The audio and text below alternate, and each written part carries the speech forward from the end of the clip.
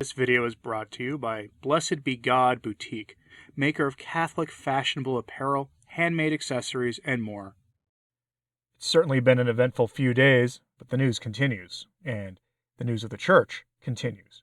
And so we turn our eyes to where else for a story like this one today, but Germany.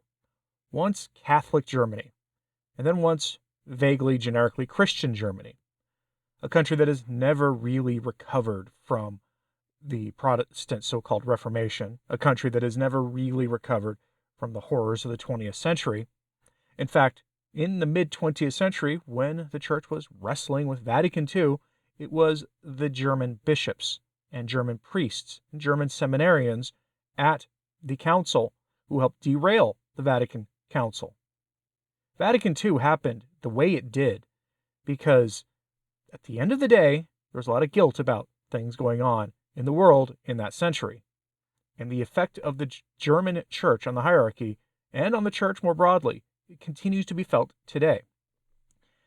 The bishops of Germany have cited the McCarrick problem in their own country and the evil ways they tried to hide it previously as the reason that we now need to have deaconesses and priestesses and the James Martin sin made as acceptable in the life of the church today, to conform to the values of the world, to have priests who are married, and all the other things that would reject what the church has taught, and at the core of it, a rejection of magisterial authority. That is key to understanding the story, because in Germany, you have a priest who suddenly made international headlines for admitting he doesn't believe Jesus is God, and he rejects virtually all of the teachings of the church. Thankfully for this priest, we'll use priests in quotes here, he had the good graces to ask to be laicized. This has caused a storm even in Germany, where the laity could not believe this was happening. So we turn to domradio.de for this headline. No crosses in the parish hall. A Catholic priest in Bissingen in Bavarian Swabia does not believe in Jesus as the Son of God. He also refuses blessings and prayers. Over time, he has become alienated from the Catholic faith. What does the Diocese of Augsburg say about this? The priest has apostatized. He admits it. He has denied that Jesus Christ is the Son of God, that he is truly the second person of the Holy Trinity. This priest has had the good taste, at least, to leave the Catholic faith, but there had been signs ahead of time. And the question being asked here is, does the diocese say about it? What did they say? When did they know? It's a valid question, because the diocese had to have some suspicions about this long before it got to here.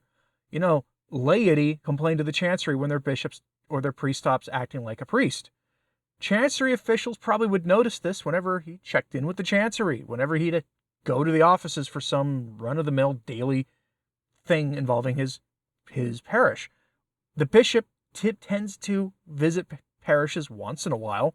He might have noticed. There were a lot of people who should have noticed and should have done something to forestall this outcome, but nobody did. And it's a good question. And the question I have is this, and this is going to sound uncharitable to some people. When did this priest violate his vows of chastity? Because that's often at the heart of this. In fact, when you look at people who leave the faith, oftentimes, the 6th and 9th commandments are at the heart of why they leave. Because in the modern world, people really like to commit sins against the 6th and 9th commandment. Any priest will tell you that 90% of men and like 80% of women who walk into that confessional, among the sins they confess are sins against the 6th and 9th commandment. They just are. Our age is steeped in it, and it gets worse every day. And when you listen to people who leave Christianity, it usually has to do with the sins against the 6th and 9th commandment. Oh, they may give you some other theological ideas or whatever, but those sins are often at the heart of this. And so I ask, and I hate to ask it, when did the priest fall into this and stop resisting? From the article, quote, normally this would not be worth mentioning, an office without a cross, but this office is that of a Catholic priest, a priest who does not believe that Jesus Christ is the Son of God. This priest is called Ivan Kutorovac. He is 42 years old, has been a Catholic priest for 11 years, and has been a pastor in Bissingen in the Bavarian Swabian Diocese of Augsburg for 2 years. Over time, he says, he has become alienated from the Catholic faith. Over the years, I have realized that I can no longer agree with the teachings of the church. That is why he has taken down the crosses in his parish hall. Because, of course, Jesus did exist and has been proven historically. But was he the Son of God? I believe that Jesus was a good person and was very close to God through his way of life, says Kotorovak. I value his message very much and realize that it has led people to do good over the centuries and has given our Western culture great humanity. Nevertheless, I do not believe that he is the Son of God and true God, nor that his death was willed by God and is therefore, quote, redemptive for people, end quote. That was the words of the priest, not mine. Disagreeing with church teaching on moral issues is so common that it's not even worth mentioning here, but we may as well do it anyway. In Germany, you see it all the time, and trust me, I'm going to touch on that at the end because that creates the environment for this kind of nonsense to happen. But it gets even worse than what I just quoted above. Yes, he denies Jesus is the Son of God, that he gave his life for us on the cross as a redemption for our sins. And logically, all church teaching flows from Calvary. All of it. It all flows from Calvary and Jesus Christ being incarnate Son of God and true man. And he rejects all of it. Back to the article, quote, Kotorovak certainly believes in God himself. For me, God is the creator of the world and an omnipresent force that permeates everything. God is absolute and therefore flawless and holy. This is why Kotorovak also has difficulty venerating the saints. Only God alone can be holy. I find the Church's teaching inconsistent on this point. On the one hand, the Church already confesses that God alone is holy. On the other hand, it has a register of countless saints, but quite a few of them were shady characters. The priest also considers the Catholic understanding of the Eucharist to be inconsistent. If Jesus, as a supposed God, were actually present in this bread through the service of the Church and its ministers, as the Church teaches, then he would be manipulable and at the mercy of man. However, a God that man can control is not a God.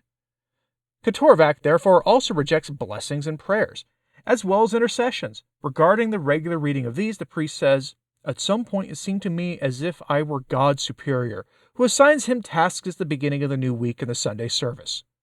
Speaking of church services, he always celebrated them according to the church's rules, the priest assures. However, I also preached openly and honestly about my personal faith. This faith began in the predominantly Catholic Croatia. Ivan Kotorovak grew up there.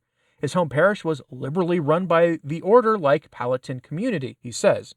This cosmopolitan religious environment led him onto the theological path. End quote. And there it is.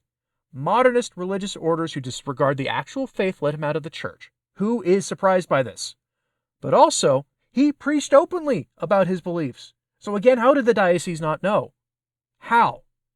Somebody at the chancery office would have gotten a phone call from a layperson saying, hey, our priest admits he doesn't believe Jesus is true God and true man, that he's an apostate. Can you do something about this? Eventually, he goes on to say he's requested laicization, and it's a little overdue, I think. He should have been asking for laicization about the time he started doubting the belief in Jesus as true God and true man. He sounds like a deist. That's what he sounds like one of America's founding fathers. That's what he sounds like. That he had this vague notion of God being real, and that's about it. So why doesn't the church in Germany do something about this, or why didn't they do something about this? Well, here's their attitude about faith in general. Headline from Cath.net, Initiative New Beginning. The Snodel Path is based on blackmail. Covered this story in a live stream a few days ago, so I won't go into too much detail here, but the church in Germany has been threatening schism over deaconesses, changing the church's teaching on James Martin's favorite sin that he has a weird interest in as a priest, and allowing laity to basically run the church itself. They've threatened to leave if the church doesn't change to meet the views of the secular world and submit to the secular world's views on social issues. They have functionally left the church already, and many of their bishops and priests are heretics who border on being apostates themselves. They do all this knowingly. That's why the Bishop of Augsburg didn't do anything about this priest, because they're too busy trying to change the church and hold the church against its will until the church conforms to meet their demands. And two, the great shame of Rome is submitting to Germany. That's what synodality is about. That's why deaconesses is open to discussion if a better argument can be made, as Cardinal Fernandez admitted recently. Are you surprised by any of this?